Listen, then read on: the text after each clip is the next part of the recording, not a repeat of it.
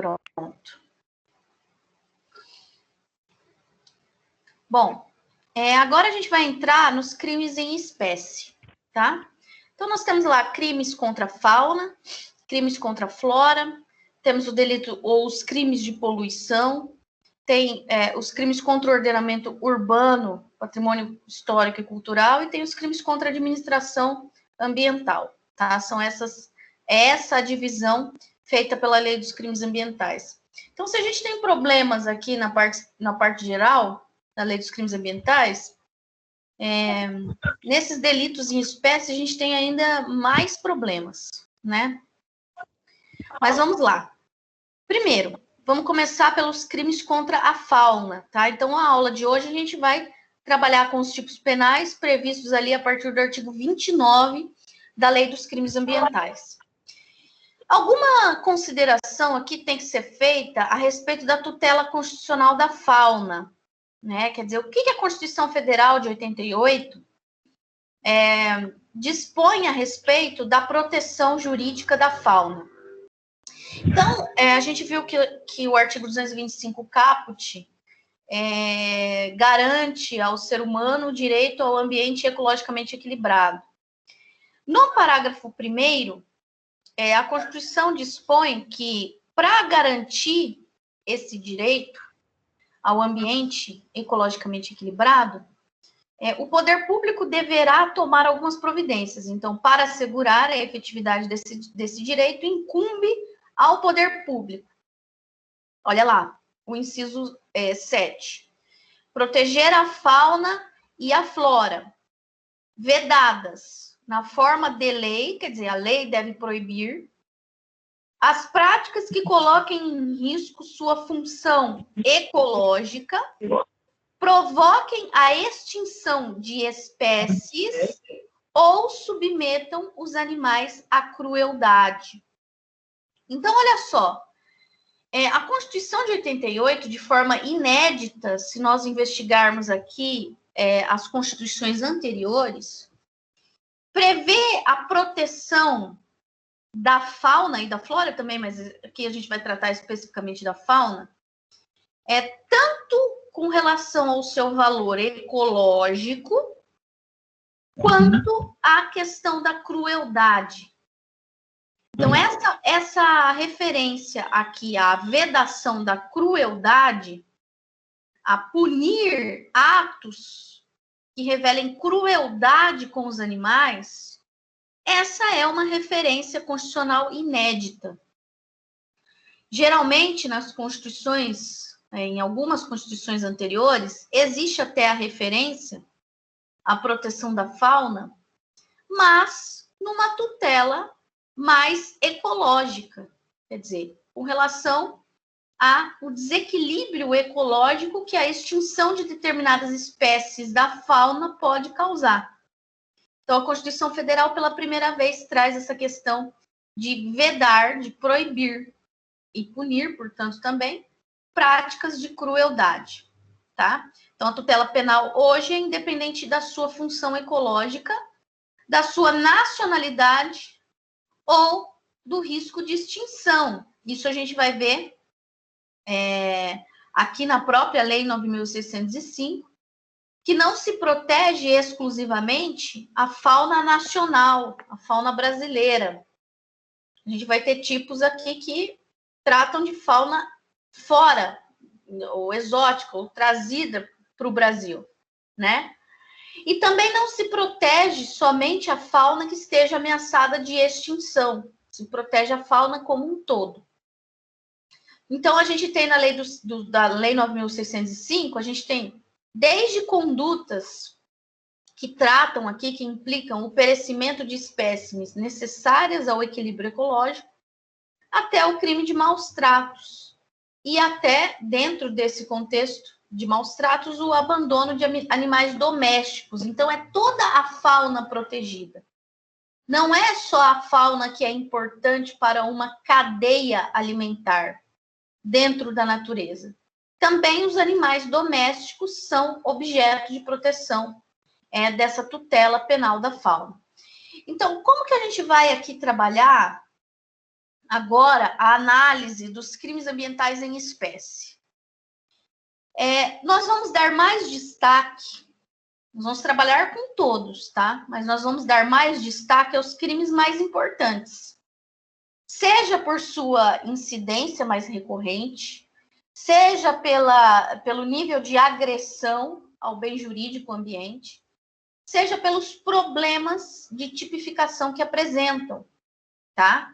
Então, nós vamos trabalhar com todos os crimes, mas com maior destaque, com maior atenção a esses crimes específicos, os crimes mais graves, que agridem mais o ambiente, os crimes mais recorrentes, que acontecem mais, processos, punições, e os crimes que apresentam mais problemas do ponto de vista técnico.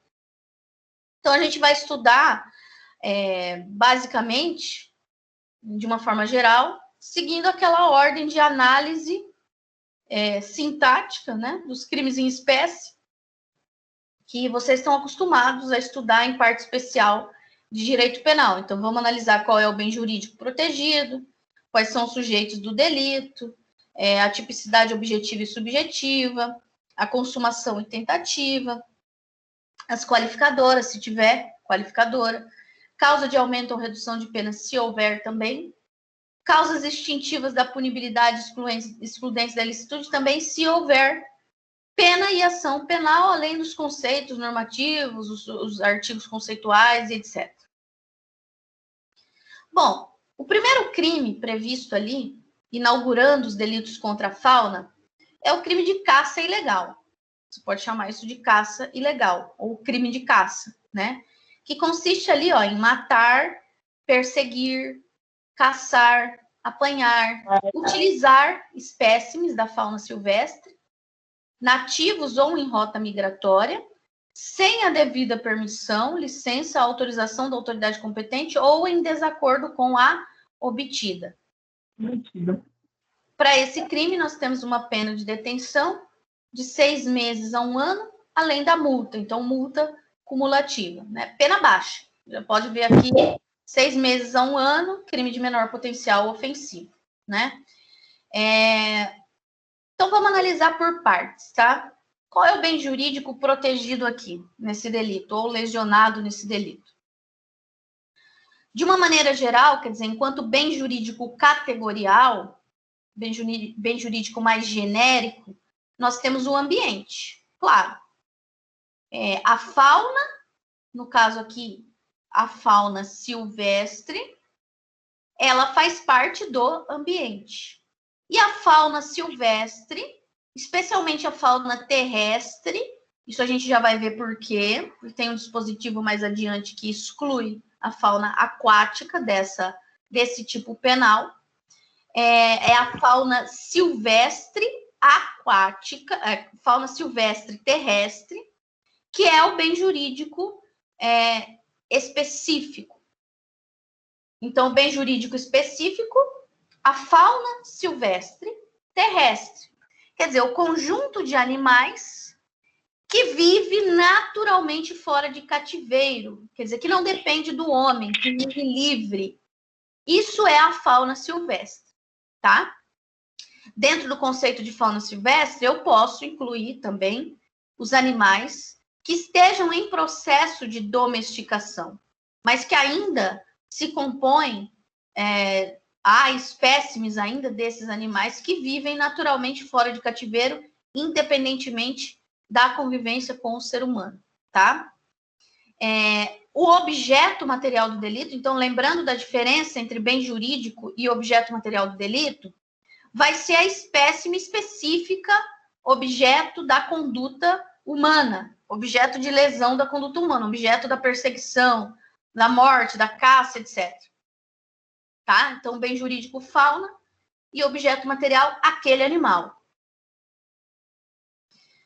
Com relação aos sujeitos do crime, o sujeito ativo do delito, aqui pode ser qualquer pessoa, é um delito comum, e o sujeito passivo, como na maior parte, na verdade, todos os crimes ambientais, vai ter como sujeito passivo a coletividade. Por quê? Porque Pessoal, o bem jurídico é o ambiente. O ambiente não tem titular. É um bem jurídico supraindividual. Não tem titular, não tem vítima determinável. Nesse caso aqui, não tem uma vítima determinável. O animal, objeto da caça, da perseguição, não é vítima. É objeto material da ação, ou objeto da conduta, certo? Em alguns crimes ambientais, que não é o caso aqui, eu posso ter, eventualmente, alguma vítima além da coletividade. Quando causa, por exemplo, crime de poluição causou danos a uma propriedade particular ou um patrimônio público, né, ou um bem público. E aí a gente vai ter a união ainda como vítima ali naquela situação. Aqui não. Aqui não haverá identificação de uma vítima determinável. Vamos analisar a tipicidade objetiva. Como núcleos do tipo aqui, eu tenho os verbos matar, que é tirar a vida, perseguir, que significa ir atrás, perturbar, por exemplo, caçar, que tem o mesmo sentido de perseguir, que vai ser perseguir com a finalidade de matar ou de apanhar, de recolher aquele animal, ou utilizar. Utilizar abrange qualquer tipo de conduta que se dê o sentido de tirar proveito de um animal, né? Pode ser, inclusive, da sua força de trabalho, digamos assim. Aqui a gente já verifica uma certa redundância dos verbos utilizados, né? Porque caçar já teria o sentido de perseguir com o fim de matar ou apanhar. Então, não precisaria aqui ter a inserção do verbo caçar. A inserção aqui do perseguir fora do contexto de perseguir para matar ou apanhar pode, estou dizendo que vai, mas pode ensejar a incriminação de algumas condutas insignificantes. Então, pode configurar esse crime, né, a conduta de se correr atrás de uma capivara para tirar uma foto, por exemplo, né? Já poderia caracterizar de uma maneira genérica o artigo 29. Claro que isso vai ter... a tranquilidade da capivara. Está perturbando a tranquilidade da capivara, é claro. Né? Então, veja, o legislador não pensa muito na hora de escrever o tipo penal aqui. Mas é claro que isso na prática, né, pessoal, ninguém vai responder por esse crime. Se responder, vai ter que ser aplicado o princípio da insignificância, né? Mas possibilita, né? Possibilita. Sim. Perseguir, sair correndo atrás da capivara para tirar uma selfie com ela. Pronto. É um crime. É um absurdo, né? Mas tem coisa pior adiante. Claro que tem. Sempre tem. Sempre tem. O legislador utiliza aqui a expressão espécimes no tipo penal, né? Você pode ver aqui, ó, apanhar espécimes. O que significa isso? Significa que o abatimento de um só animal não configuraria o crime. Ora, claro, se for compreender a partir do princípio da legalidade, no mínimo 2 animais. E aqui a gente tem uma crítica feita pela doutrina. Falou assim, olha, será que perseguir um só animal, caçar um só animal, não configuraria o crime? Será que o legislador fez isso de propósito ou foi erro? Porque dependendo da espécime de animal, o abatimento de um só já é uma agressão ao ambiente, um dano ao ambiente bastante relevante, principalmente quando se trata de abatimento. Caçar para apanhar o animal, nem tanto, mas caçar para matar, se esse animal for um animal considerado em extinção ou em processo de extinção, já é algo importante, né? Já é um dano ambiental grande. É um dano, sim. E aí fica a crítica, né? Porque na prática, se a lei está especificando que é espécimes, um só, ainda que o animal seja um animal em extinção, não seria crime. Fica aqui uma crítica feita pela doutrina, né? Uhum. Depois, olha lá, tem esse conceito jurídico aqui de fauna silvestre. Fauna é um conjunto de animais que se encontram em um determinado espaço geográfico. Não interessa se esses animais, né, o conceito amplo de fauna, não interessa se esses animais são próprios dali ou não. Podem ter sido animais importados que passaram a se adaptar naquele local, naquele território. Uhum. Fauna silvestre, a gente vai ter dois conceitos também. Um conceito ecológico, uma definição ecológica esclarecedora de fauna silvestre, seria aqui o conjunto de animais que não necessitam do ser humano para a sua alimentação e desenvolvimento, para sobreviver. São animais que vivem livres em seu habitat natural. Pode ser animais que vivem livres fora do seu habitat natural, também se adaptam, né? Então, na verdade, o conceito ecológico de fauna silvestre, ele se contrapõe ao conceito de fauna doméstica, tá? Fauna doméstica, cachorro, gato, o gato ainda, né? Mas sim, o gato, tá? Porque ele vive, ainda que ele vive na rua, viva na rua, ele vive próximo ao ser humano e precisa do ser humano para sobreviver, para se alimentar, ainda que seja de restos e etc, né? Ele não vai sobreviver, por exemplo, no mato, o gato normal, não o gato do mato. Pode ter um gato selvagem também, né? Uhum. Então, fauna silvestre é essa que vive, que se vira, e fauna doméstica é aquela que necessita do ser humano. E aqui a fauna silvestre também a gente tem que considerar a fauna que esteja em processo de domesticação ou domesticável, quer dizer que algumas espécimes da fauna silvestre, naturalmente, originalmente são fauna silvestre, mas devido à proximidade e contato com o ser humano, vem se adaptando à vida do ser humano. Então, algumas espécies de aves, coelhos, etc., que são espécimes domesticáveis, mas ainda Exemplo bem legal é o calopsita, né? Que o povo tem bastante. Sim, calopsita, tem umas outras espécies de pássaro aí, né? Mas a calopsita é um exemplo. Então, esse é o conceito ecológico, mas a gente tem um conceito jurídico também de fauna, que é o que a gente vai utilizar para a caracterização do crime, né? Esse conceito está previsto ali no artigo 29, parágrafo 3º, olha lá. São espécimes da fauna silvestre todos aqueles, que aqui entende-se, né, os animais que vivem livres, etc., que pertencem às espécies nativas, quer dizer, que nasceram no território nacional, migratórias, que pode ser nativa e que vai embora, ou de outro lugar e que migraram naturalmente para o território nacional, ou quaisquer outras espécimes aquáticas ou terrestres que tenham todo ou parte do seu ciclo de vida ocorrendo dentro dos limites do território brasileiro ou em águas jurisdicionais brasileiras, tá? Esse é o conceito de fauna silvestre geral. Não é que esse conceito vai ser totalmente aplicável ao crime de caça, porque o crime de caça a gente vai excluir a fauna aquática no que diz respeito à pesca, tá?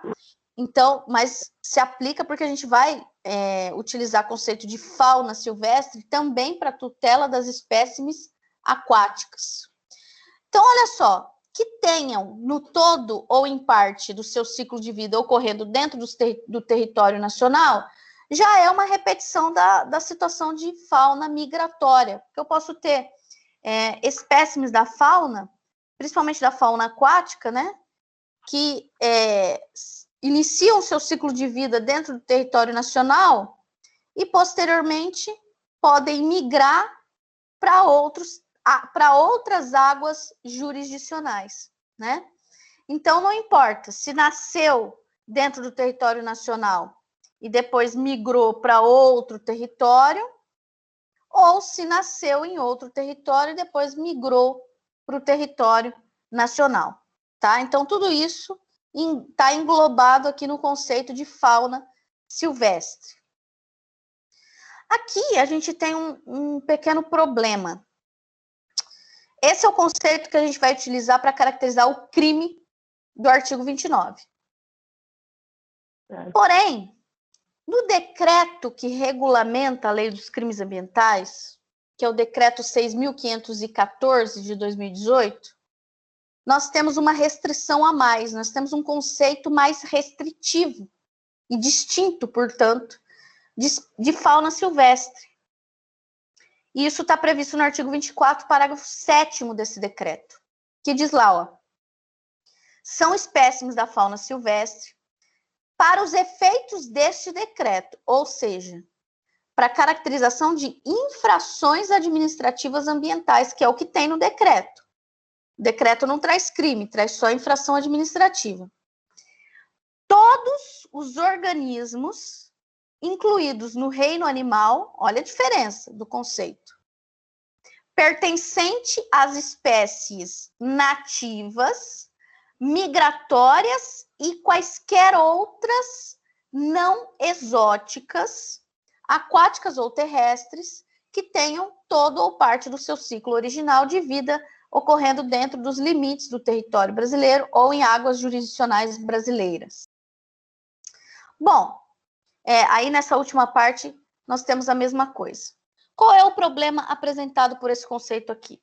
O que o legislador quer dizer com espécime não exótica?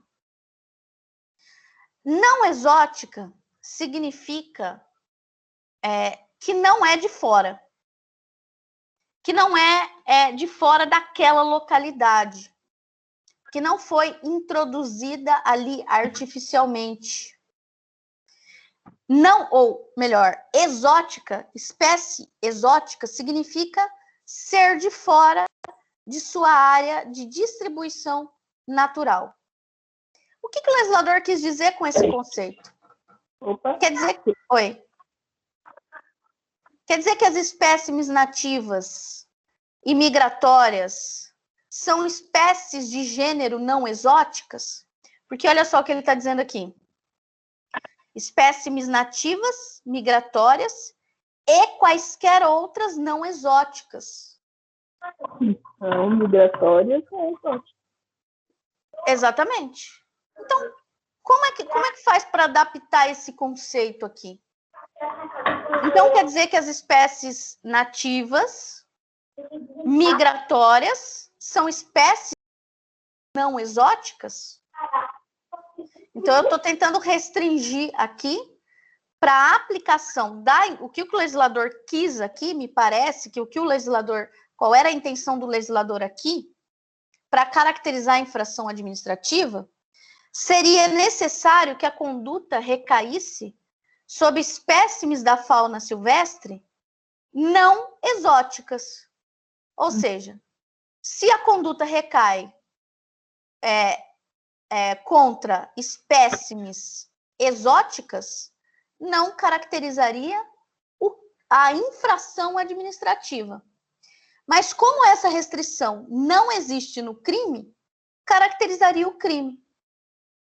Então, o conceito da definição do crime de caça não traz essa restrição do não exótica. Mas o conceito da infração administrativa traz essa ideia de não exótica. Então, só pode caracterizar a infração administrativa se a conduta recair sobre uma espécime não exótica. Isso não tem nenhum sentido, né? Não mesmo. Não tem nenhum sentido. Então, a gente tem aqui uma situação de incongruência da legislação, inclusive entre as duas legislações, né? Não configuraria infração administrativa, o que configuraria um crime. Quando, na verdade, deveria ser o contrário, né? O crime é que deve ser algo mais restrito do que a infração administrativa, né? Uhum. Bom, o que significa aqui a expressão sem a devida permissão licença ou autorização da autoridade competente ou em desacordo com a obtida. Nós temos aqui elementos normativos, jurídicos, que configuram a chamada norma penal em branco, né? Esse é um exemplo, um dos muitos casos de norma penal em branco dos crimes ambientais. Como que o crime de caça ilegal se configura? Se configura de duas maneiras. Quando o sujeito caça sem autorização, essa é uma forma de caça ilegal, ou se ele caça em desacordo com a autorização concedida. Quer dizer, ele tem autorização para caçar, mas ele extrapola. Ele abusa da sua licença, ele abusa da sua autorização. Então, existe a possibilidade, portanto, de caça lícita, né? O que a gente vai ver um pouquinho ali adiante, quando a gente vai fazer, quando formos analisar aqui as espécies de caça, a classificação das caças, tá? No parágrafo 1º, nós temos as formas equiparadas, quer dizer, incorre nas mesmas penas quem? E aqui a gente vê, primeiramente, a tutela das espécimes da fauna silvestre antes da fase adulta, quer dizer, a proteção penal aqui, nas formas equiparadas, ela demonstra a preocupação do legislador em proteger a fauna em todos os períodos do seu desenvolvimento, bem como o habitat e os locais de progenitura, quer dizer, antes mesmo de serem concebidos, né? Então, o legislador ambiental aqui, o legislador penal ambiental, ele teve essa preocupação. Então, olha lá, no inciso 1, criminaliza-se a conduta de quem impede a procriação da fauna, de qualquer maneira, intervém, separa, por exemplo, os machos das fêmeas, etc., para impedir a procriação, certo? Sem licença, autorização ou em desacordo com a obtida, o que significa que essa conduta, quer dizer, impedir a procriação de uma determinada espécime da fauna silvestre ali, pode ser uma conduta regulamentada, regular, desde que autorizada, e aí a gente vai depender da norma administrativa que regulamenta essa situação. Depois a gente tem a conduta incriminada de quem modifica, por exemplo, mudando de lugar, danifica, causa danos parciais, ou destrói completamente, inutiliza completamente, ninho, que é o local destinado ao depósito de ovos e nascimento dos espécimes, abrigo, que é onde as espécimes já em fase de desenvolvimento mais adiante, um estágio de desenvolvimento maior, se abrigam, se protegem, ou criadouro natural, não criadouro artificial. Criadouro natural seria o local onde eles se criam e se desenvolvem também, além de se proteger. Então, abrigo ou criadouro natural estariam ali numa situação de quase que semelhança, quase que sinônimos, né? Uma observação aqui, e presta atenção que essa conduta não traz referência a permissões. Modificar, danificar, destruir ninho, abrigo ou criadouro natural. Não tem a referência aqui a sem licença ou em desacordo com a obtida. Isso significa que fazer essa destruição aqui sempre caracterizará conduta típica. Conduta típica sempre vai ser.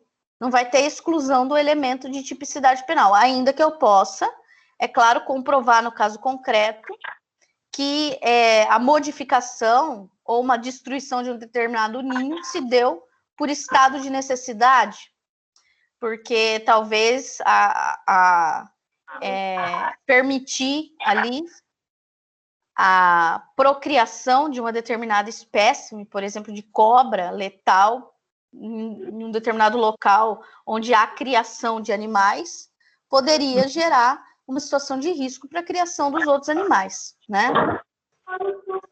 O que mesmo assim não autoriza a pessoa a mexer no local sem autorização. Não autoriza. A conduta vai ser sempre típica, tá? Então, se eu vejo lá, tá, tem uma cobra venenosa, perigosa, que vai matar não sei quantas espécies de animal ali que eu estou criando, montou um ninho, vai criar ali o ninho de serpentes, né? A providência não tem autorização. Por quê? Porque isso tem que ser feito e tem que ser chamada autoridade ambiental para tomar as providências. Mas quem faz, vai lá e destrói o ninho, embora pratique a conduta típica, poderá alegar estado de necessidade, tá? Se vai ser acolhida a tese de estado de necessidade ou não, aí são outros 500, né? Mas não existe essa possibilidade aqui, ó, de ter a autorização para fazê-lo pessoalmente. Quem tem que tomar a providência adequada é a autoridade ambiental.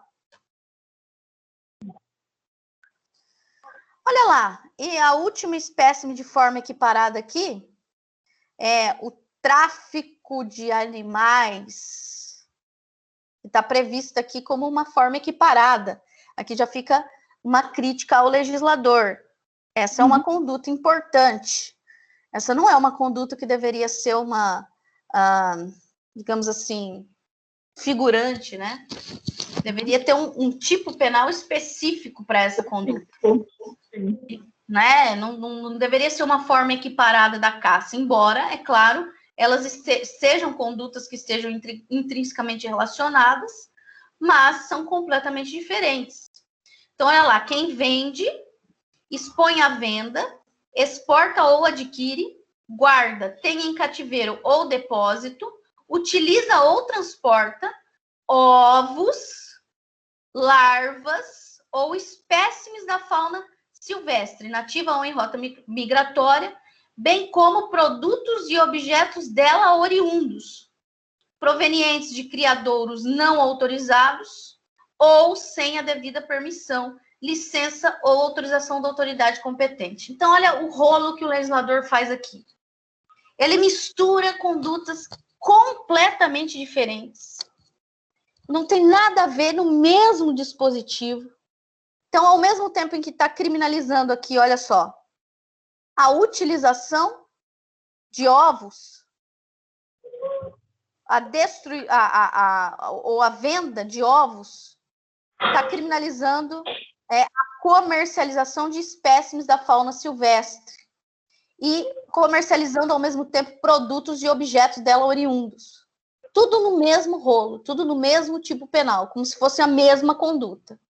E não é a mesma conduta. O problema de se estabelecer uma tipificação como essa é que o sujeito ele pode praticar várias condutas aqui e alegar que isso aqui é um tipo misto alternativo, responder por um crime único, né? Quando na realidade não é.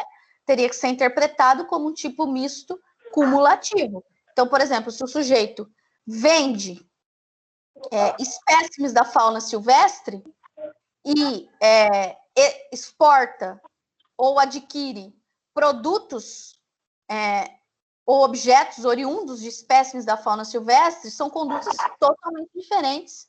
Ele deveria responder pelos dois crimes de forma ou em concurso material, né? Bom, o que ocorre aqui com relação à venda, exportação e etc., é a criminalização do comércio ilegal de animais, de animais silvestres, né? De espécimes da fauna silvestre. O legislador insere aqui os ovos e as larvas, porque, é claro, eles também podem se desenvolver e servir a finalidades de aproveitamento econômico. Então, ele faz uma tutela mais ampla. Ele de ovos, de larvas, que é bem o comecinho do desenvolvimento, e também protege as espécimes na fase adulta. Essa conduta aqui, ela é, claro, diferente da caça, diferente de caçar, mas ela pode ser, inclusive, um pós-caça, né? Então, por exemplo, a pessoa que armazena, que tem em cativeiro essas espécimes aqui, essas espécimes podem ter sido objeto de caça ilegal anterior, né? Então, no caso concreto, a gente tem que analisar, veja bem, o sujeito que está tendo em depósito é o mesmo que caçou? Se ele for o mesmo, é como a relação do furto e da receptação, né? O sujeito que furtou, ele não responde pela receptação. Então, só vai responder pelo crime de armazenar uma espécime da fauna silvestre aquele sujeito que não foi o responsável pela caça anterior, tá? Então, por isso que são condutas distintas, mas a gente tem que analisar no caso concreto se elas têm relação entre si, se aquela espécime da fauna silvestre foi objeto de caça, tem que ver quem vai responder pela caça e quem vai responder pela conduta posterior, pelo exaurimento, né? Então, o sujeito que caçou, armazenou, vendeu, exportou, essa conduta ela deve ser considerada como um mero exaurimento da conduta anterior de caça. Agora, se essa pessoa que armazena, mantém em depósito, vende, exporta essa espécime da fauna silvestre, não é aquele que caçou, aí ele vai responder pelo crime como responderia, por exemplo, o receptador no furto, tá? Bom, com relação, eu deixei até aqui em vermelho, porque a gente vai ver um problema grave daqui a pouco, no próximo delito. Aqui, veja, o legislador ele faz referência a essas condutas aqui, tanto as espécimes da fauna, ovos, larvas ou espécimes em fase adulta, como produtos e objetos, como se fosse o mesmo crime, tem a mesma magnitude, tem a mesma gravidade. O que é produto? São aqueles objetos obtidos diretamente do animal, mas já tratados, digamos assim, já manufaturados, né, de alguma maneira. Não virou nenhuma peça específica, mas já está tratado para isso. Então, as peles, penas, chifres, dentes, já, entre aspas, tratados, são produtos ali manufaturados. Por que eu estou frisando isso? Porque daqui a pouco a gente vai ver um crime que vai falar, que vai trazer especificamente a palavra em bruto. E aqui a gente está falando produto. E o produto aqui a gente tem que entender como um produto já tratado, já ter dado um banho inicial nele, já ter modificado de alguma maneira. E os objetos são subprodutos, são aquilo que eu já produzi a partir dos produtos. Então, já as roupas, né, casacos, objetos decorativos, o animal empalhado, que também é um objeto decorativo, é possível o animal todo virar um objeto da própria espécie de fauna silvestre, tá? Com relação aqui, olha o que o legislador fez, né? Com relação à conduta de utilizar as espécimes da fauna silvestre, o legislador foi redundante. Porque no caput ele já tinha previsto a conduta de utilizar espécimes da fauna silvestre. A gente já tinha visto. Utilizar de qualquer maneira. Quer dizer, inclusive para botar para trabalhar em alguma coisa. Servir de alguma maneira, servir-se de alguma maneira do animal. E aqui no inciso 3º ele repete isso. Porque ele prevê lá, utilizar, pode ser utilizar ovos, larvas, mas pode ser utilizar espécimes da fauna silvestre também. Então, o legislador foi aqui redundante, né?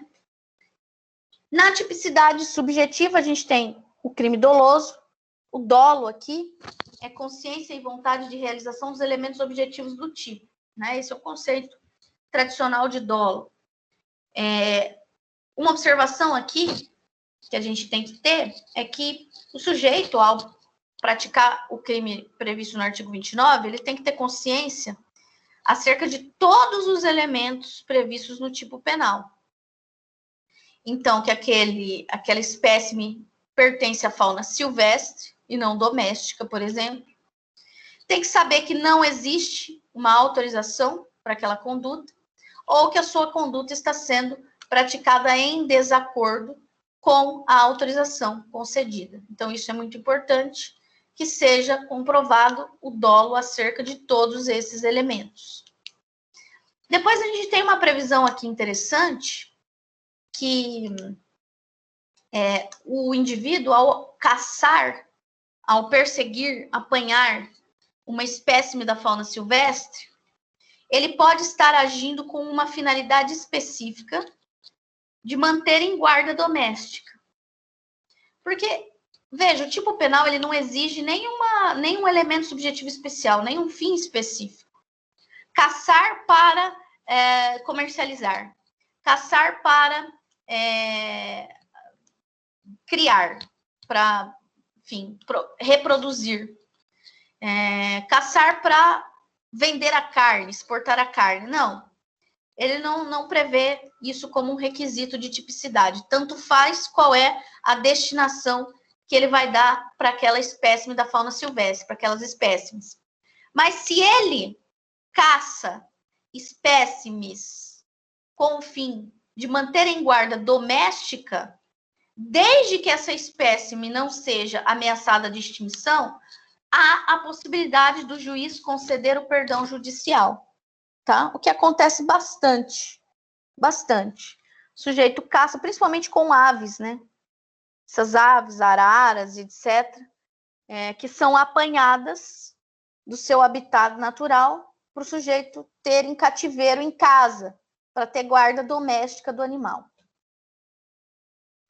Com relação à consumação e tentativa, o momento consumativo da caça ilegal vai depender de cada espécie de conduta. Então, a gente tem aqui no caput, por exemplo, devido à variedade dos núcleos, o crime ele pode se consumar com a mera perseguição. Não é necessário que o agente consiga apanhar, capturar a espécie e muito menos matá-la, né? Então, ele vai se consumar com qualquer uma das condutas ali previstas. Então, a perseguição, que seria, por exemplo, o início da execução para a caracterização da tentativa, já configura o crime consumado. Então, a tentativa, ela só se configuraria se, por exemplo, o sujeito tivesse armado algum tipo de arapuca, de sistema para o abatimento, sem fazer perseguição, sem ir ao encalço, né, das espécimes de animal. Então, ele monta toda uma estrutura e está ali esperando as espécimes, os animais se aproximarem por conta própria para fazer a captura automática. Então, aí seria a possibilidade de configuração da tentativa, né, para essa forma no caput. Com relação às formas equiparadas, o inciso 1º prevê ali um crime de resultado, né? É necessário constatar que o agente efetivamente conseguiu impedir a procriação daquelas espécimes da fauna silvestre. O inciso 2, a mesma coisa. Vai ter que comprovar que houve modificação, danificação ou destruição de ninho, criadouro, abrigo, criadouro natural ou abrigo da fauna silvestre. E o inciso 3, ela, devido também, assim, a exemplo do caput, devido à variação de condutas incriminadas, a simples conduta de guardar, ter em depósito, já consuma o delito. Ter em depósito ovos, larvas, espécimes da fauna silvestre, ou ainda os produtos e objetos obtidos a partir das espécimes da fauna silvestre. Então, se configura com simples manter em depósito, já caracteriza o crime. Aqui a gente tem, no parágrafo 4º, causas especiais de aumento de pena. A pena vai ser aumentada, tem no parágrafo 4º, tem no parágrafo 5º também, são separadas. A pena, ela vai ser aumentada de metade se o crime for praticado contra espécie rara ou considerada ameaçada de extinção, ainda que somente no local da infração. Aqui a gente tem, é claro, uma referência a uma norma penal em branco, eu vou ter que verificar, né? Vou ter que pegar a espécime que foi apanhada, caçada, etc., os ovos, as larvas, né? Vou ter que analisar de qualquer forma qual é a espécime e verificar em um ato normativo distinto, que vai fazer a classificação das espécimes consideradas ameaçadas de extinção. Em período proibido a caça, aqui a gente também tem uma norma penal em branco, mas como a gente vai ver aqui adiante, veja bem, existem poucas espécimes de caça autorizadas no Brasil. Então, eu tenho aqui uma situação bastante difícil de acontecer, né? Porque, via de regra, todo período é proibido a caça, né? Todo período é proibido. A caça é proibida no Brasil. Ela é autorizada excepcionalmente. Me parece que o legislador esqueceu disso. Por que colocar uma causa de aumento de pena em razão disso? Né? Deveria, assim, a situação é diferente se a caça é autorizada. Se a caça é autorizada, vai ter um período para fazer essa caça, já não vai nem configurar o crime. Nem configurar o crime vai ser. Não vai ser crime de caça, se a caça estiver em período permitido. Então, parece que o legislador aqui se esqueceu disso, né? Se a caça é praticada durante a noite, claro, porque dificulta a fiscalização. Com abuso de licença, isso já é elemento do próprio tipo penal. Quer dizer, abuso de licença significa o sujeito tem uma autorização para caçar e ele viola as restrições dessa licença. Então, ele tinha autorização para caçar uma espécie de animal, para caça de controle, por exemplo, e ele caça outras. É essa caça às outras espécies que vai configurar o crime. E já configura o crime pela própria existência do tipo penal. Então, além disso, ainda vai responder com uma causa de aumento de pena. Quer dizer, uma causa de aumento de pena que diz respeito à própria caracterização do crime. Se o crime é praticado em unidade de conservação, tá? Merece uma reprovabilidade especial aqui, em virtude dessa imposição, dessa especial proteção conferida pelo poder público, que demonstra que o sujeito realmente tem uma postura de, digamos assim, dupla, né? Além de caçar ilegalmente, ele ainda penetra em unidade de conservação, faz isso de forma mais danosa à administração pública. Com o emprego de métodos ou instrumentos capazes de provocar a destruição em massa. É claro, aqui também, né, aquela questão do desvalor de ação, um maior desvalor de ação, que justifica o aumento de pena. Determinados instrumentos, explosivos, fogo, outros mecanismos de captura em massa de animais, facilita a execução do delito, né? Uma observação aqui, boa parte disso aqui, a gente já viu anteriormente como circunstâncias agravantes genéricas. Mas então é importante ressaltar que quando existe esse conflito, né, quando existe, por exemplo, aqui durante a noite, né, durante a noite é uma circunstância agravante genérica para qualquer crime ambiental. Tem preferência a aplicação da causa especial de aumento de pena, não se aplicam as duas, aplicam uma só e com preferência da causa especial de aumento de pena. O parágrafo 5º traz mais um aumento de pena, só que agora um aumento de pena de até o triplo, se o crime decorre do exercício de caça profissional. Caça profissional, às vezes o emprego desse termo, né, caça profissional, dá a impressão que é uma caça lícita, né, que é uma caça que está, digamos assim, admitida pelo ordenamento jurídico, mas não está. A caça profissional, ela é conceituada, definida como uma caça predatória que tem a finalidade de obter lucro. Não se confunde com a caça esportiva, nem com a caça de subsistência e nem com a caça de controle. Então, caça profissional. Profissional, então, não significa profissionalizada. Por quê? Porque não existe profissão de caçador no Brasil. Isso não é uma profissão regulamentada. A caça profissional no Brasil é proibida. Existe um projeto de lei, eu não sei a quantas anda, um projeto de lei de 2016, que tem a finalidade de regularizar a caça profissional no Brasil. Essa caça para obtenção de lucro. E com esse projeto de lei, pretende-se, portanto, revogar essa causa de aumento de pena. Claro, se a caça profissional vai passar a ser autorizada, então não faz sentido aumentar a pena da caça ilegal quando ela é exercida no contexto dessa caça predatória com a finalidade de obter lucro, tá? Depois a gente tem aqui caça esportiva, caça de controle, caça científica e caça de subsistência. A caça esportiva, pessoal, ela se diferencia da caça profissional porque ela não tem a intenção de obtenção de lucro, né? E, na verdade, caça esportiva seria caça o animal para depois soltar. Mas ela também é proibida no território nacional. Não tem regulamentação de caça esportiva.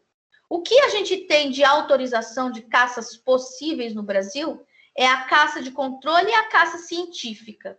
A caça de controle, que visa, pelo próprio nome, controlar a população de uma determinada espécime em um determinado espaço territorial.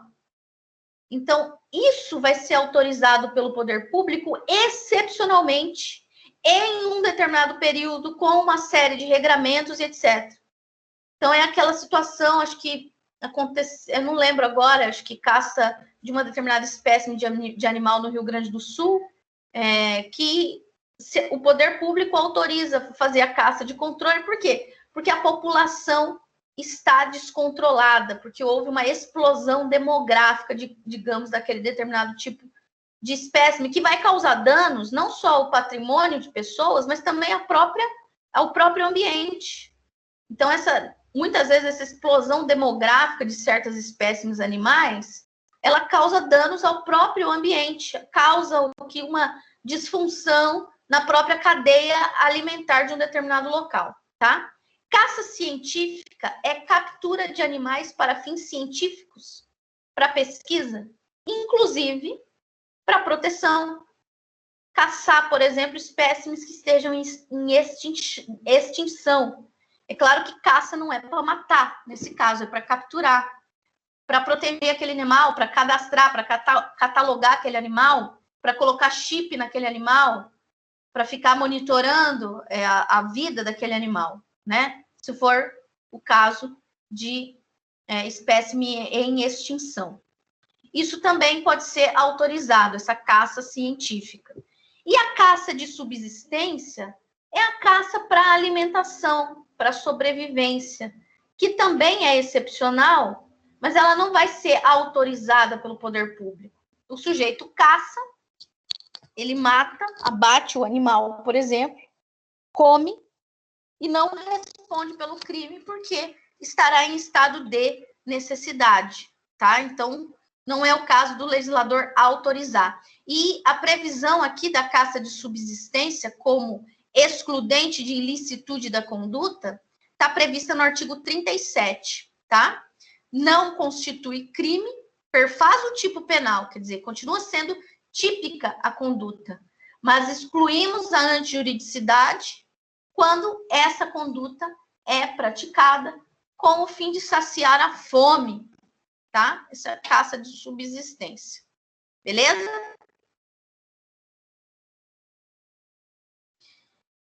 Pena e ação penal, finalizando esse artigo 29.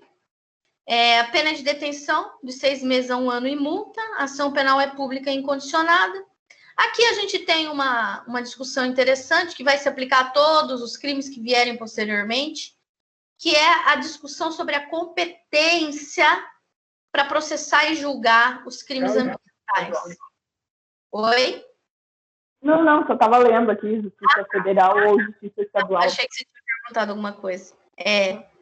Então, Justiça Federal ou Justiça Estadual, né? Esse é o problema. Na verdade, nem é tão problema assim, vai ter que ser analisado no caso concreto. A princípio, você poderia falar, não, mas o crime ambiental, bem jurídico ambiente, coletividade, união, Justiça Federal. Mas não é bem assim, não, pessoal. Isso vai ter que ser analisado no caso concreto.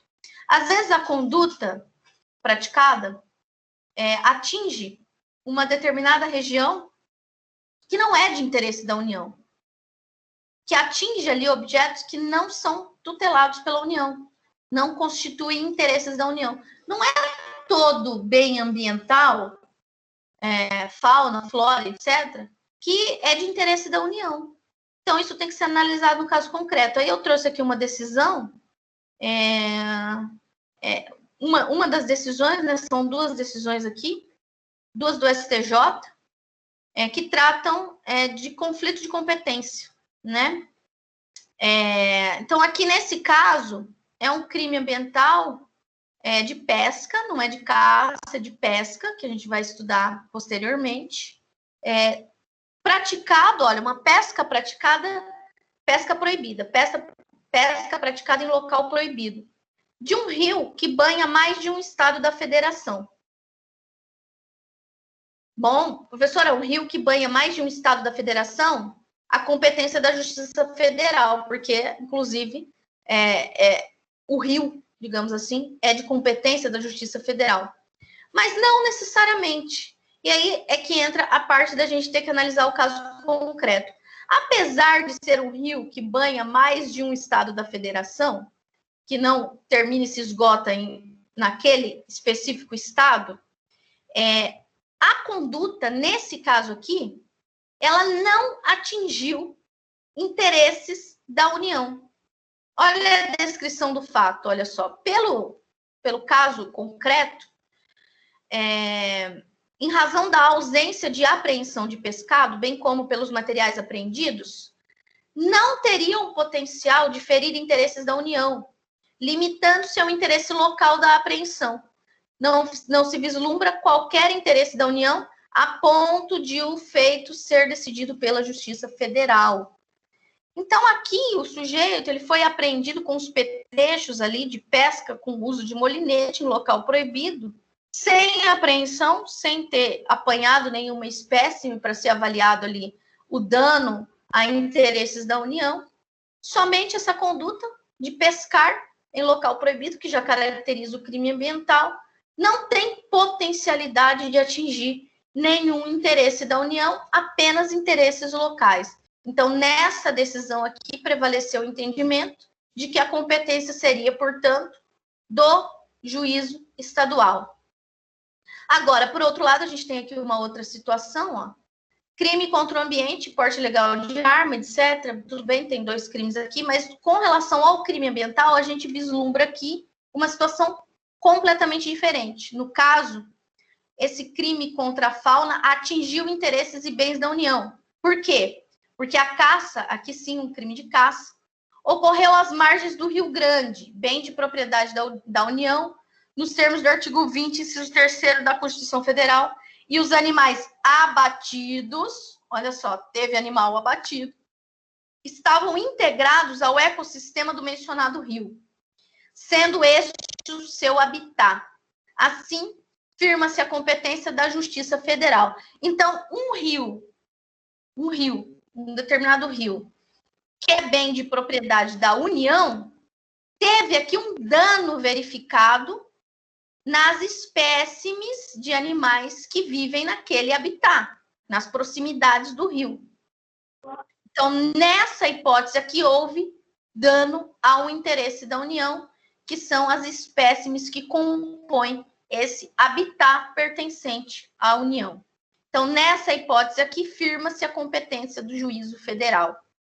Então, veja-se que é bastante tênue, né, a distinção entre a fixação de competência da Justiça Estadual e a fixação de competência da Justiça Federal.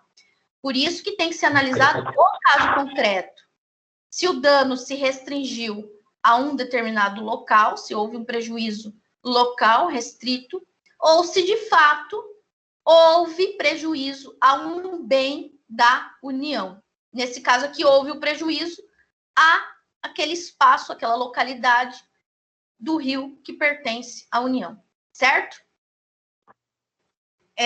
Esse dispositivo do parágrafo 6º aqui, ó, que eu já tinha adiantado para vocês, as disposições deste artigo não se aplicam aos atos de pesca. Ele é desnecessário porque a pesca ela vai estar prevista especificamente em alguns crimes mais adiante, né? Não precisaria estar explícito isso aqui.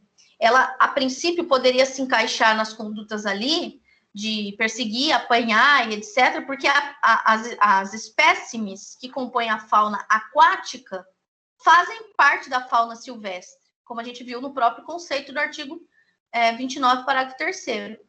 Mas o parágrafo 6º veio para deixar claro que o artigo 29 se aplica à fauna terrestre. Pessoal, alguma pergunta? Não, por hora está tranquilo. Bem, o próximo crime que está previsto aqui no artigo 30, que é um crime que vai ter problema relacionado ali com o crime do artigo 29, a forma equiparada do inciso 3. Olha esse crime, que beleza. Exportar para o exterior peles e couros de anfíbios e répteis em bruto, sem autorização da autoridade competente. Pena reclusão de 1 a 3 anos e multa. A gente acabou de ver que o crime do artigo 29 tem uma pena de detenção de 6 meses a 1 ano. Aqui eu já não tenho um crime de menor potencial ofensivo, porque a pena máxima é 3 anos. E ainda tenho a previsão da reclusão e não da detenção. Bom, vamos lá. O bem jurídico protegido, ambiente também, patrimônio faunístico, a fauna, especialmente aqui dentro da fauna silvestre, anfíbios e répteis, né? O sujeito ativo pode ser qualquer pessoa e o sujeito passivo é a coletividade. As espécimes aqui, né, da qual foram extraídas as peles e os couros, são o objeto material da conduta, né? Primeira coisa, com relação à tipicidade objetiva, que o legislador comete aqui como chama isso aqui? Uma redundância, pleonasmo, né? Pleonasmo, acho que é pleonasmo isso. Exportar para o exterior, pois que eu saiba, exportar é só para o exterior. Não dá para você exportar para dentro do Brasil, sinto muito, né? Mas que eu saiba, então já tem aí logo de cara uma situação, né, bem bizarra. Anfíbios são aqueles animais de vida dupla, né? Que nascem na água, se desenvolvem até certo momento na água, precisam da água e depois, com seu desenvolvimento, passam a viver na terra, ainda que ainda tenham contato com a água, né? Mas sobrevivem na terra. Então, sapos e rãs, por exemplo. E os répteis são aqueles animais, são vertebrados, que já são adaptados à vida terrestre, desde o início da vida, e que têm algumas características específicas de pele. Então, os répteis, eles são classificados de acordo com suas características físicas, né? Que tem pele dura, né? Couro, escamas, etc. Então, jacarés, lagartos, cobras, jabutis, ainda que jacaré, por exemplo, possa viver na água também, mas ele é um animal que não tem parte da sua vida desenvolvida dentro da água. Bom, anfíbios e répteis. Vamos lá. Pele. O que é a pele? Essa camada externa que reveste esses animais vertebrados, inclusive a nossa, né? E o couro é uma pele espessa e curtida. Peles ou couros de animais. Tem animal que tem pele apenas, tem animal que tem couro, que a pele é, de modo específica, um couro, né? Especialmente nos répteis. Aqui, veja bem, o objeto material da conduta, peles e couros, são em bruto. O próprio legislador discrimina isso. Em bruto significa não manufaturado, sem nenhum tipo de tratamento. Então, o couro não foi tratado, não foi lavado, não foi aplicada nenhuma substância química nele. Aqui a gente tem uma clara violação do princípio da proporcionalidade. Por quê? Porque exportar aqui, ó, peles e couros em bruto, eu vou ter uma pena de reclusão de 1 a 3 anos, que é a que a gente está analisando aqui no artigo 30. Agora, exportar produtos manufaturados, quer dizer, essa pele aqui já tratada, por exemplo, esse couro já tratado, por exemplo, já pronto para ser cortado e virar uma jaqueta, ou mesmo os objetos, a própria jaqueta, aí eu vou ter uma pena de detenção de 6 meses a 1 ano. 1 ano. Quem que explica isso aqui? Quem que pode explicar isso aqui? Porque o dano ambiental é o mesmo. Com a única diferença que esse aqui já foi modificado. Né? Então, se você tem em vista que a proteção aqui é do ambiente, qual é a diferença? Não tem diferença alguma do ponto de vista do dano causado. E mais, né? Lá no artigo 29, a gente tem uma conduta que é muito mais grave do que isso aqui. Exportar peles e couros. Que é exportar, por exemplo, as espécimes vivas de animais. Que o legislador, não, professora, mas aí o animal já foi abatido, é por isso, não sei o que, não sei o que lá. Bom, tudo bem. Mas e o animal vivo sendo exportado para essa finalidade ou outras? Qual é a diferença? E me parece que é muito mais grave do que exportar os produtos que já foram, a pele, o couro do produto do animal que já foi morto, já foi abatido. Muitas vezes produto de uma caça ilegal anterior, inclusive. Então, do ponto de vista do dano para a fauna, não tem motivo para essa conduta ter uma pena maior do que a conduta anteriormente analisada, né? Mas é isso, uma das milhares de incongruências que a gente ainda vai ver pela frente. Na tipicidade subjetiva, a gente tem que, esse é um crime doloso também, consciência e vontade de exportar peles e couros de répteis ou anfíbios em bruto sem a autorização.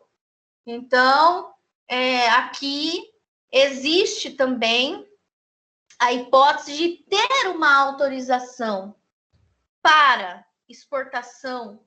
É claro, né? Porque tem, isso é uma produção lícita, né? Produzir couro e etc., peles, enfim, desse tipo de animal. Então, se isso tiver tudo regulamentado, não caracteriza o crime, tá?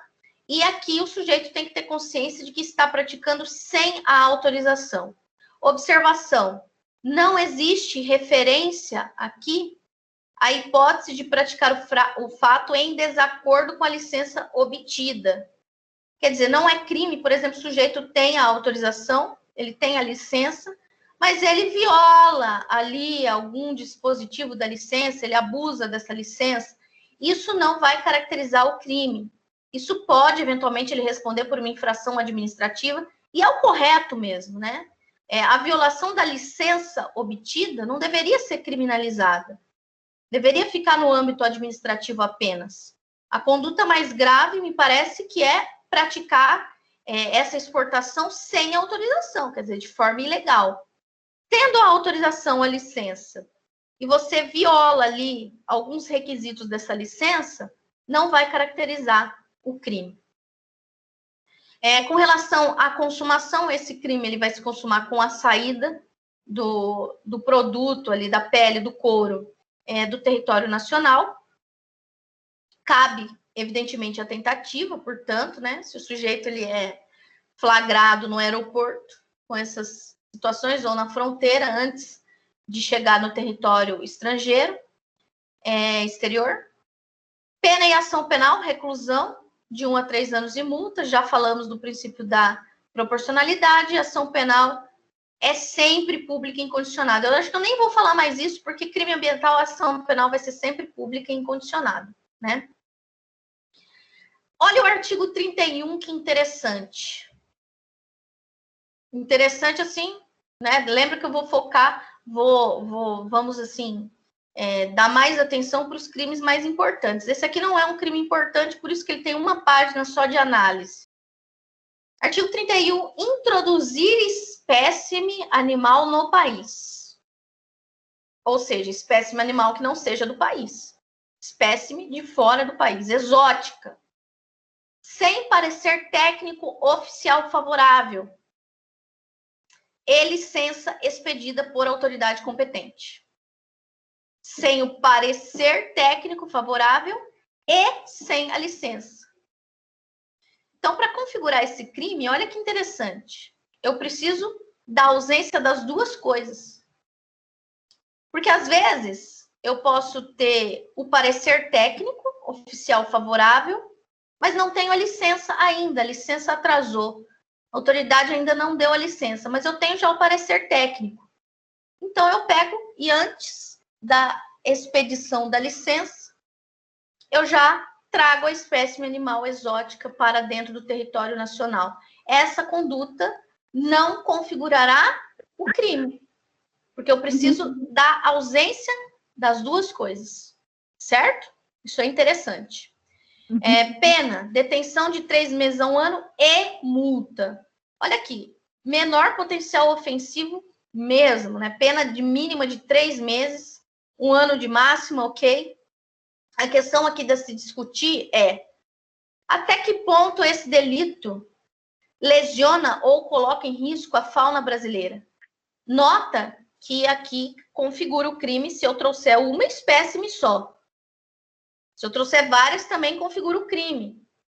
Mas introduziu uma só, já caracteriza o artigo 31. Então, trazendo uma espécime de fauna exótica para dentro do país, até que ponto esse delito lesiona ou coloca em risco a fauna brasileira? Porque lembrando que a gente está falando de crimes ambientais, né? Crime ambiental tem que violar, tem que lesionar ou colocar em risco quem? O ambiente. Então, eu não estou falando de animal perigoso que vai colocar em risco meus vizinhos. Eu tenho que comprovar que essa conduta ela atenta contra o ambiente. Então, claro, dependendo da quantidade de espécime animal exótica, de onde ela vai ser introduzida, aí a gente vai ter, claro, que analisar o caso concreto, porque vê ali uma potencialidade para fauna silvestre, nativa ou migratória daquela região ali, que pode estar em risco em virtude daquele predador, por exemplo. Eu posso ter. Só que possibilita também a criminalização, quer dizer, a punição de condutas totalmente insignificantes. Uma espécime de um animal que vai ficar isolada, por exemplo, sem contato com a fauna silvestre, já configura o crime em espécie aqui.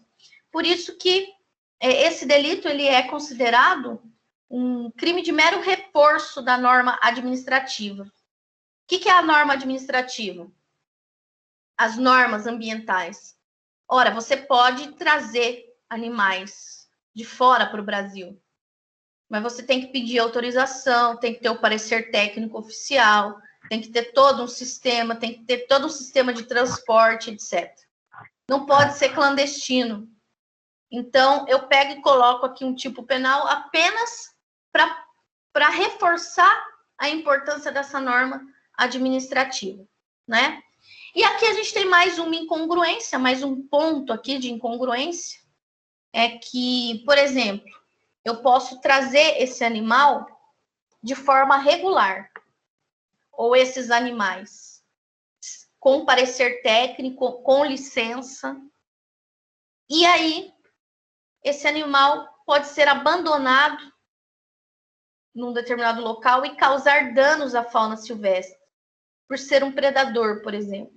Essa conduta não tem incriminação para ela. Não tem. Não tem. Porque assim, não vai caracterizar maus tratos, por quê? Porque um animal, por exemplo, é um outro animal selvagem, é um outro animal que se adapta bem. Então, se eu abandono num habitat, por exemplo, de outros animais, ele vai conseguir sobreviver. Só que ele vai causar danos ali naquela fauna, ele vai causar um desequilíbrio. E essa conduta não é incriminada. Então, a conduta mais relevante, que é de fato causar danos, a introdução de espécimes exóticas em um determinado local, causando danos e desequilíbrio na fauna, não é incriminada.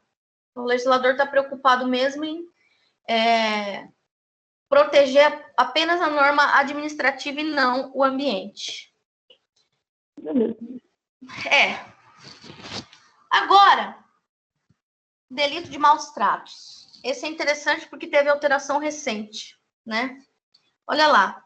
Artigo 32. Praticar ato de abuso, maus tratos, ferir ou mutilar animais silvestres, domésticos ou domesticados, nativos ou exóticos. Então, tudo que é tipo de animal está protegido aqui. E com relação a diversas condutas. Então, esse é o primeiro dispositivo que traz, primeiro e único, na verdade, da Lei dos Crimes Ambientais, que traz a proteção dos animais domésticos ou domesticados. Doméstico significa exemplares da natureza, que pela própria natureza deles, por si, eles dependem do ser humano para sobreviver, para se alimentar e etc. Então, cachorro, gato, por exemplo. E domesticados são os animais que, pela própria natureza, não são assim. Eles são animais que, na sua origem, vivem livremente no seu habitat natural, não precisam do homem, mas em virtude do tempo de convivência com o homem, da sua adaptação, do ser humano trazer para dentro de casa, eles acabaram se tornando animais domésticos, né? Bom, então vamos por partes, né? Aqui a proteção, o bem jurídico, proteção do ambiente, né? Deixei engrifado aqui, detenção de 3 meses a 1 ano, porque a pena continua a mesma, tá? O que ocorreu com a alteração recente na legislação foi a inserção de uma qualificadora. Daí a gente vai ver por que é uma total aberração essa qualificadora. Bom, discussão com relação ao qual é, de fato, o bem jurídico protegido aqui. Com relação ao abuso, maus tratos, mutilação, ferir animais silvestres, nativos ou exóticos, indiscutivelmente a gente tem a proteção ambiental. Claro, porque se você está danificando espécies da fauna silvestre, você pode causar um desequilíbrio ambiental.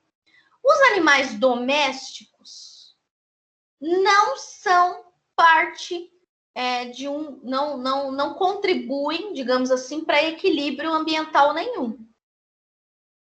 Por que você protege, então, animais domésticos ou domesticados? O que se efetivamente tutela aqui? Aí a gente tem uma discussão. O ambiente não é, tá? Porque o animal doméstico, naquele sentido, naquela concepção de ambiente, como o direito ao ambiente ecologicamente equilibrado, né? Aos recursos naturais, aquilo que é necessário para a sobrevivência do homem, para a sobrevivência do ser humano, da sociedade, etc. O animal doméstico não entra nesse grupo. Ele vai entrar em outro tipo de bem jurídico. Aí é que vem a discussão. Por que se protege o animal doméstico? Primeiro posicionamento. Por que se pune a crueldade contra animais domésticos e domesticados? Primeira posição. Porque o animal é, por si mesmo, sujeito de direitos. Ele sente dor, ele sente saudade, ele tem memória, ele tem essa capacidade de lembrar de fatos e de pessoas. Então, em virtude de uma série de características do animal doméstico, ele é considerado um sujeito de direitos. E isso hoje está extremamente na moda. Procurem aí pesquisar sobre o direito animal, o direito do animal, o animal como sujeito de direitos, o animal como portador de dignidade. Esses dias teve, acho que tem até congresso sobre isso. Congresso sobre direito dos animais. E um segundo posicionamento que vai dizer que o animal não tem direitos por si mesmo. Que o que se protege quando se tutela o animal doméstico é o sentimento do ser humano. O animal doméstico é um animal que desperta no ser humano sentimento de piedade, de compaixão, de benevolência. Então, quando você fica sabendo de uma notícia de maus tratos a animais, você, né, claro, você, eu digo a maioria das pessoas, né? As pessoas se doem com aquilo, sofrem com aquilo. Então, é em razão desse sofrimento é que se puniria a crueldade contra animais domésticos, tá? Obviamente, pessoal, o primeiro posicionamento é o que está mais em voga hoje. Uhum. Essa concepção da integridade do animal como sujeito de direitos, em virtude de uma série de características, tá? Bom, aqui a gente tem algumas discussões. Antes de entrar na tipicidade aqui, discussões jurisprudenciais. Como que o STF trata a questão da crueldade de animais? A gente tem decisões relativamente recentes. Teve uma aqui que foi de 2019, do ano passado. Muito interessante. Eu fiz aqui um resumo dessa decisão, depois a gente volta ali para ver especificamente o que eles disseram. Primeiro, existe uma lei estadual no Rio Grande do Sul que permite o sacrifício de animais em culto religioso de matriz africana. Então, essa lei no Rio Grande do Sul, ela trata da proteção do animal, mas traz uma exceção, uma autorização excepcional para sacrificar animais em cultos, rituais religiosos que, pela própria natureza, em algumas vertentes, fazem sacrifício de animais. Então, essa lei permite isso. Foi questionada a constitucionalidade dessa lei perante o STF. Então, o primeiro ponto que o STF decidiu é que o Estado ele tem competência concorrente na hora de estabelecer leis de proteção ambiental ou leis de proteção, no caso aqui, à fauna. Então, isso não é discutível. Isso ele afirmou. E mais do que isso, ele afirmou que essa lei é constitucional em virtude do seu conteúdo. Por quê? Porque a lei, ao permitir o exercício pleno da liberdade religiosa em religiões de matriz africana, ela está efetivando o princípio da igualdade material. Porque o que foi alegado aqui é que uma lei não pode tratar desses assuntos ou de permitir excepcionalmente uma determinada religião faça o sacrifício de animais, porque isso violaria o princípio da igualdade e da laicidade do Estado. O STF entendeu que não. Que, pelo contrário, que quando uma lei permite a liberdade religiosa de uma religião que não é a religião dominante, ele está reforçando a laicidade do Estado, dizendo, olha, nós não temos uma religião preferida, todas as religiões podem ser exercidas como bem entenderem, e, além disso, reforça o princípio da igualdade material. Não a igualdade formal, mas a igualdade material. Por quê? Porque essas religiões de matriz africana já são comumente vistas com discriminação, com preconceito. Então, quando uma lei permite que as pessoas exerçam essa religião na sua plenitude, ela está garantindo a esses indivíduos o exercício pleno da sua religião, como qualquer outra religião. Então, esse foi o posicionamento defendido pelo Supremo Tribunal Federal. Não estou dizendo que eu concordo, tá?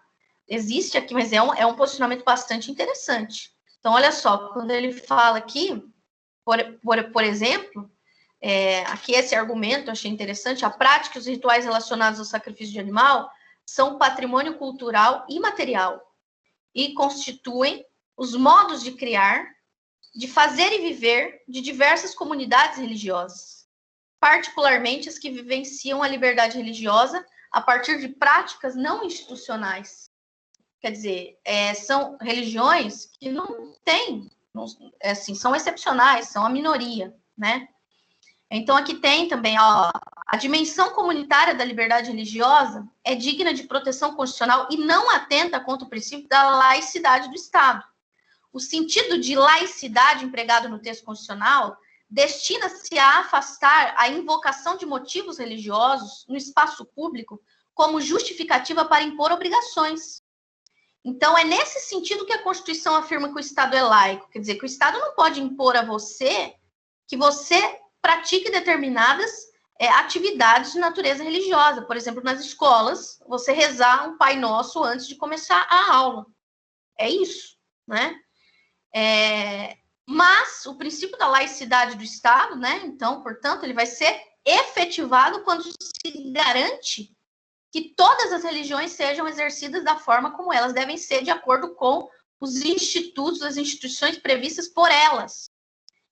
E aqui, a proteção específica, então, uma proteção especial aqui nessa lei dos cultos de religião de matriz africana é compatível com o princípio da igualdade, uma vez que a sua estigmatização, fruto de um preconceito estrutural, está a merecer especial atenção do Estado. Quer dizer, isso é igualdade material, né? Nós temos aqui uma religião que é discriminada já, e o Estado faz alguma coisa para tentar o quê? Superar essa discriminação.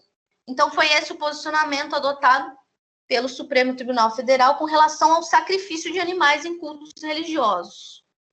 Depois, a gente tem a questão da vaquejada, que é recente também, relativamente recente, né?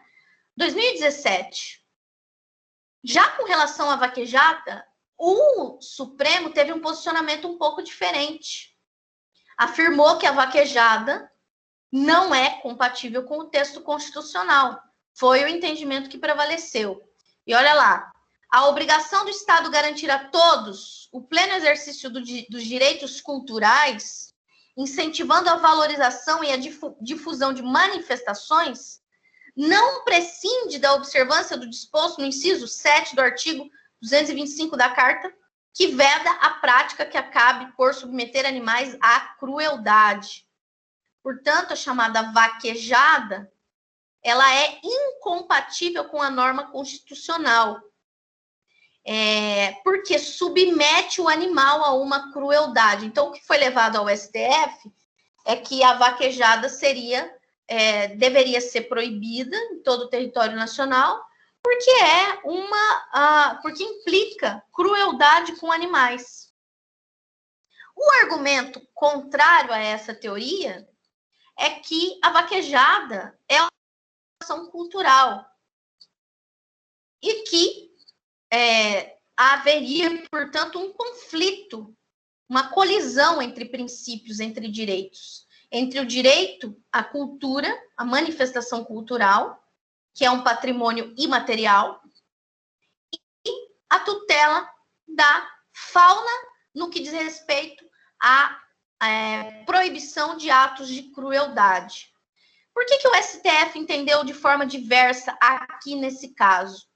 Porque entendeu-se que o sacrifício em si não caracteriza necessariamente um ato de crueldade, mas a submissão do animal a uma atividade exaustiva, estressante, isso sim caracterizaria um ato de crueldade. Então, nessa colisão aqui de interesses, prevaleceu o quê? O direito do animal, ou o direito constitucional que garante que o animal não vai ser maltratado, tá? Então, nós temos esses dois posicionamentos aqui diferentes do STF. Como que ficou a questão aqui? Porque, veja, depois que o STF decidiu, depois dessa decisão aqui, abriu um precedente para a proibição de rodeios. O pessoal dos rodeios ficaram preocupados. Porque, veja bem, a vaquejada, entre a vaquejada e o rodeio não tem tanta diferença assim. Então, eles se estrilaram, né? Falaram, bom, daqui, da vaquejada para o rodeio vai ser um passo para declarar o rodeio inconstitucional também. E segue uma regra interna também que fala, ó, você não pode correr na rua atrás das pessoas, mas daqui a pouco você vai se matador, mas tudo bem. Sim, exatamente. É irônico a coisa, né?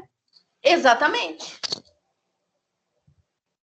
Ficou aqui, ficou essa descrição, ficou essa discrepância, né? Sim. Mas, não pode correr atrás de vaca, mas pode botar a vaca num negócio, montar nela, vaca não, o boi no caso, né, o touro, apertar o saco do touro e fazer o que quiser ali, fazer o touro pular.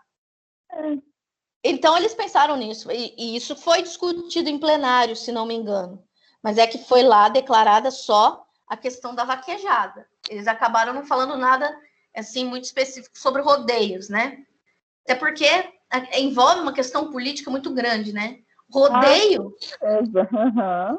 é muito mais comum do que vaquejada, sem dúvida, né? Uhum. Só que aí o legislador se preocupou, né? O legislador, o Congresso, falou assim, olha, depois dessa decisão do STF sobre vaquejadas, vamos correr para tutelar o rodeio, porque senão a coisa vai feder. Esses ambientalistas já vão, entendeu? Já vão pegar esse precedente aqui, já vão meter para tentar proibir os rodeios também. Então, o que eles fizeram? Apressadamente, emenda constitucional. Colocaram o parágrafo 7º no artigo 225, dizendo lá, ó, que para fins do disposto na parte final do inciso 7 do parágrafo 1º, que fala da proibição de práticas cruéis, de práticas de maus tratos, etc., não se consideram cruéis as práticas desportivas que utilizem animais, desde que sejam manifestações culturais, conforme o parágrafo 1º do artigo 215 desta Constituição, registradas como bem de natureza imaterial integrante do patrimônio cultural brasileiro, devendo ser regulamentadas por lei específica que assegure o bem-estar dos animais envolvidos. Então, foi tudo muito bem orquestrado, né? Colocaram lá, não colocaram expressamente rodeios, né? Mas também me parece bastante explícito. E isso abre margem, eventualmente, até para a regulamentação da vaquejada, que eu acho difícil, porque acho difícil uma lei específica que consiga assegurar o bem-estar da vaca na vaquejada. Embora possa ser possível, e tem uma lei específica, acho que veio logo depois dessa lei, assegurando o bem-estar dos animais envolvidos no rodeio, que não significa que essa lei vai ser cumprida, né? E aí tem muitos estudos a respeito disso. O animal é bem tratado, é bem alimentado, ele dorme em quarto com ar-condicionado, e ele isso e aquilo, tudo bem, mas na hora dele fazer a atividade que é o entretenimento do povo, que é a manifestação cultural, o que acontece? E será que ele é bem tratado? A gente assopra e depois bate. Exatamente. Então, caracteriza prática de maus tratos, de crueldade com ele do mesmo jeito. Causa um estresse no animal, né? Para entretenimento. Então, é uma discussão aqui longa, né? É uma discussão que dá um artigo, uma tese inteira só sobre isso, né? Aqui eu coloquei um precedente da farra do boi, que foi citada na decisão da vaquejada, né? Farra do boi já tinha sido declarada inconstitucional. Bom, com relação à tipicidade objetiva e subjetiva, vamos analisar aqui, ó. O que significa abusar? Praticar ato de abuso, né? Praticar ato de abuso. O que é abusar? Abusar pode ser muita coisa. Então, dada a indeterminação do preceito, abusar, a doutrina afirma que existe aqui violação do princípio da legalidade na sua vertente de determinação. O legislador deveria ter conceituado quais são as práticas consideradas abusivas. Então, um exemplo de prática que é abusiva seria o uso para trabalho excessivo, né? Ferir ou mutilar, aqui a gente tem uma redundância, né? Porque mutilar já é ferir. Poderia só colocar... poderia ser colocar só ferir, que já englobaria mutilar. Maltratar também é outro dispositivo bastante amplo. Qualquer conduta que implique ultraje, sevícias em geral. Então, deixar sem alimentação, deixar passando muito frio, deixar passando muito calor, deixar preso por muito tempo, privando da sua liberdade de locomoção. Então, deixar um cachorro amarrado numa casinha o tempo inteiro, por exemplo, sem poder andar, né? Manter um cativeiro insalubre, quer dizer, sem higienização, sujo, que ele pode pegar doenças. Então, isso tudo estaria englobado no maltratar. A questão que se discute aqui, o ato de abandono caracteriza maus tratos? Depende. Depende de onde se dá esse abandono. Se você abandona o cachorro no meio da estrada, onde o cachorro não consegue, o gato que seja, não vai conseguir sobreviver. O gato ainda é mais esperto, né?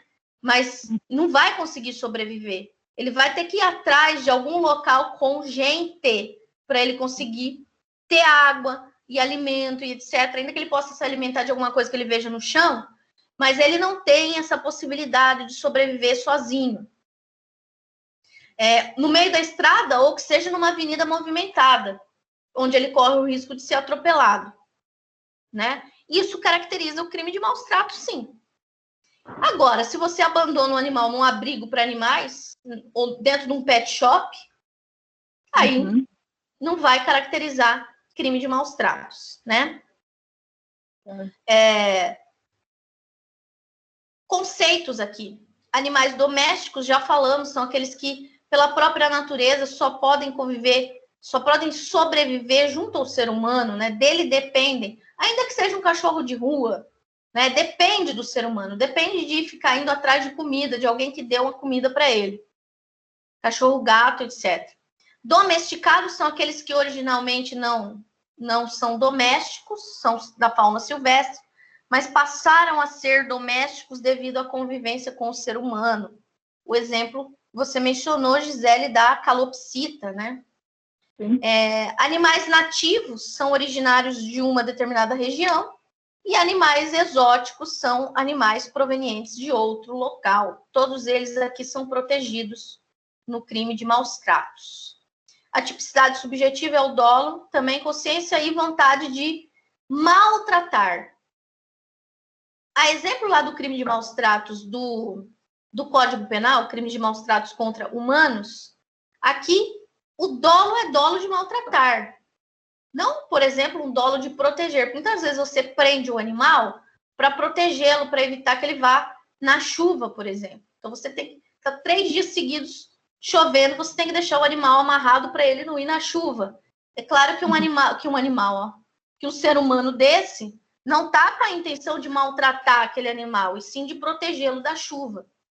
Então, tem que averiguar isso no caso concreto, né? Com relação à consumação e tentativa, os maus tratos demandam aqui habitualidade ou um único ato já constitui o crime? Bom, isso vai depender da forma da conduta. Tem conduta que uma única vez já caracteriza os maus tratos. Ferimento e mutilação já caracteriza os maus tratos, né? Exigir, por exemplo, deixar o animal amarrado por muito tempo já vai ser uma conduta que requer uma certa habitualidade. Então, se eu deixei o animal amarrado por 2 horas, isso não é suficiente para caracterizar maus tratos, né? Mas se deixei por 3, 4 dias seguidos, dependendo da circunstância e do dolo, pode caracterizar o crime de maus tratos. Supor que o sujeito, né, saiu, esqueceu de deixar o animal abrigado do frio. Está um frio intenso, mas o animal passou 3 horas no frio, então isso já não caracterizaria maus tratos. Requer que o animal seja deixado mais tempo no frio, né? Que também, né, se a gente for analisar, essas condutas de maus tratos têm que ser condutas perigosas para a vida ou para a integridade física do animal, né? Equiparáveis, portanto, a ferir ou mutilar. Depois a gente tem a forma equiparada. Olha a forma equiparada, que interessante. Incorre nas mesmas penas quem realiza experiência dolorosa ou cruel em animal vivo, ainda que para fins didáticos ou científicos, quando existirem recursos alternativos. Então, experimentação dolorosa ou cruel. Quer dizer, se não for dolorosa e nem cruel, não é crime. Quem vai dizer se é dolorosa ou cruel? Quem? É isso que eu acabei de pensar. Quem? O animal? Vai falar, o animal, claro, o animal. A não ser que você vai querer testar no ser humano para o ser humano dizer, não, realmente dói. Dói. Tem coisa que é óbvia, né? Tem coisa que é evidentemente dolorosa. Você submeter o animal a choque, por exemplo. Choque térmico ou choque elétrico, queimadura, etc. Essas coisas, né? Aplicar produto químico que cause ferimentos na pele. Então, isso não precisa ser um gênio para saber que é cruel e doloroso. Agora, tem coisas que você não sabe, que pode ser um medicamento, por exemplo. Testar um medicamento para verificar o efeito desse medicamento no sistema nervoso.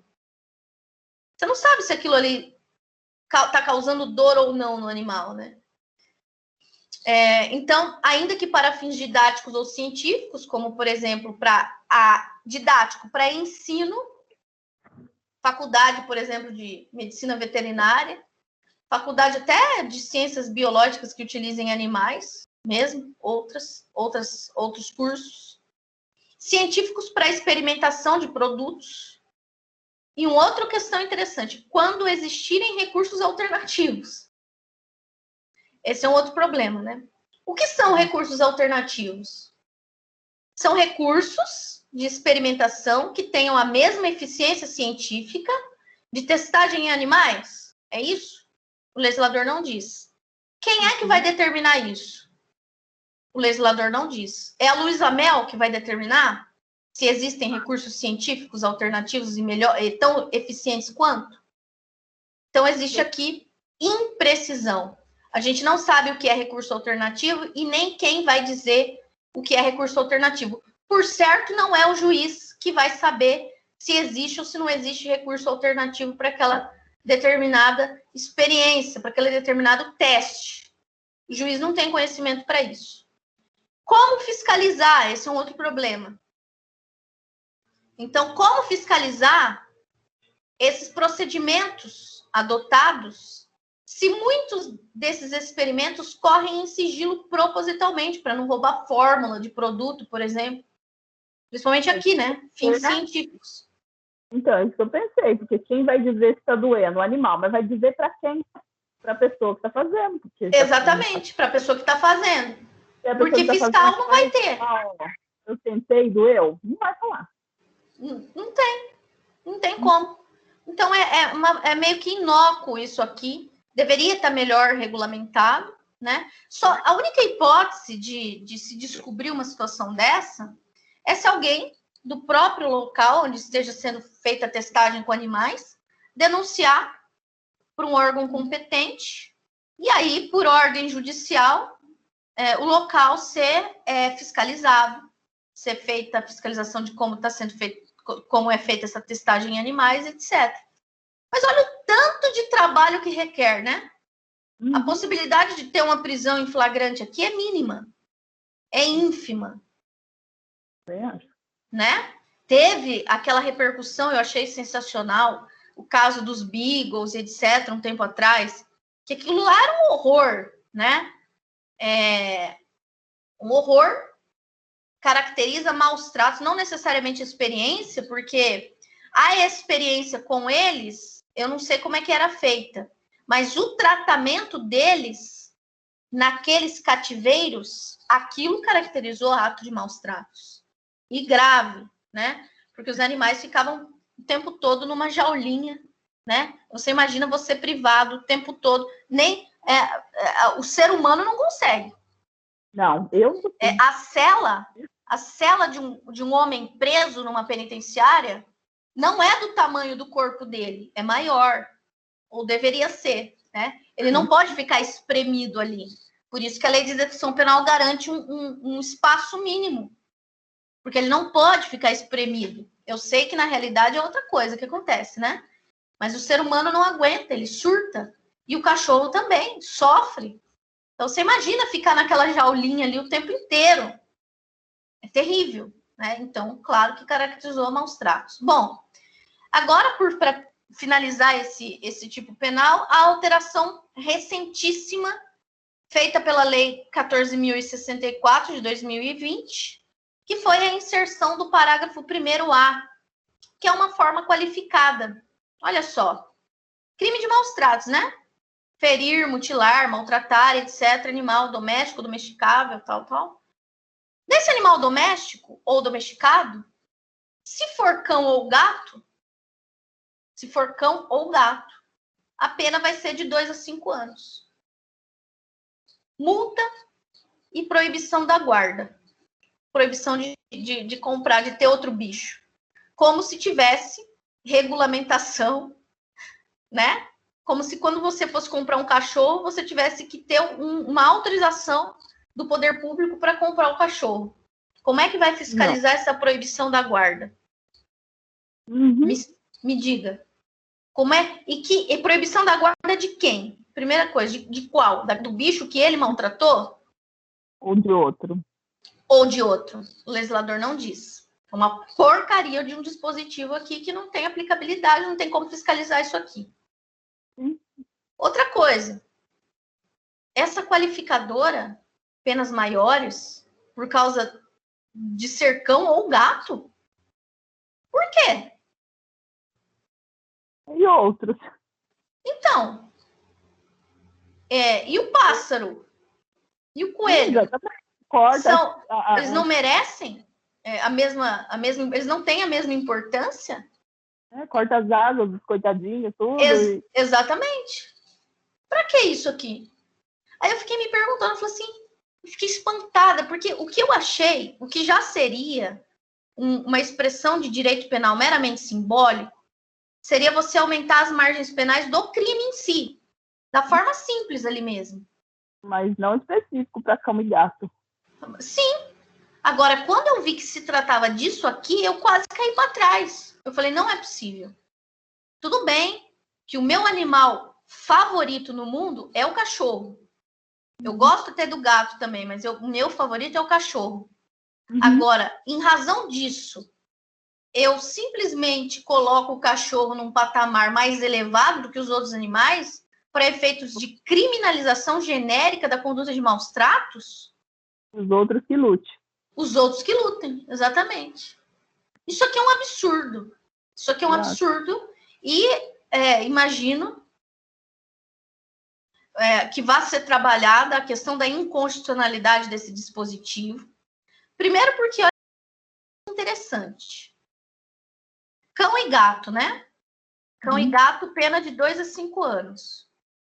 Qual é a pena quando você faz a mesma coisa, por exemplo, vamos colocar... Você tem filho, Gisele? Tenho 3.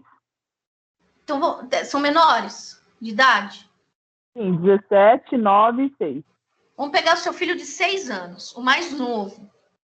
Se você submete seu filho a ficar carregando saco de cimento durante 12 horas nas costas, você responde pelo crime previsto no artigo 136 do Código Penal, que é expor a perigo a saúde do seu filho por meio de trabalho excessivo ou inadequado. Pode ser os dois nesse caso.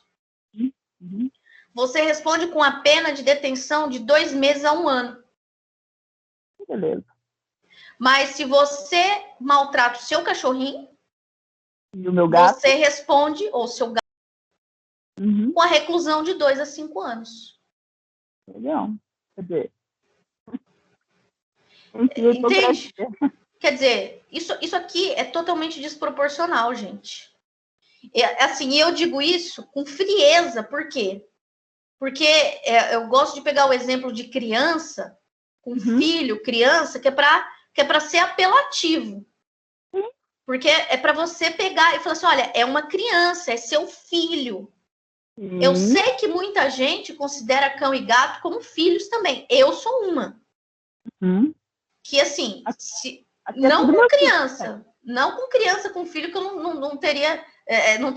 jamais teria esse pensamento, mas eu comparar meus cachorros, algum cachorro meu, com alguns seres humanos, assim, é claro que eu prefiro o meu cachorro. Eu também prefiro. Dou mais importância, isso é normal, né? Mas a gente não pode transportar isso de uma maneira genérica para a lei. Na lei, gente, o ser humano ele tem que ter mais importância. Muito sério. É muito sério isso aqui. E ainda mais da forma como foi feita.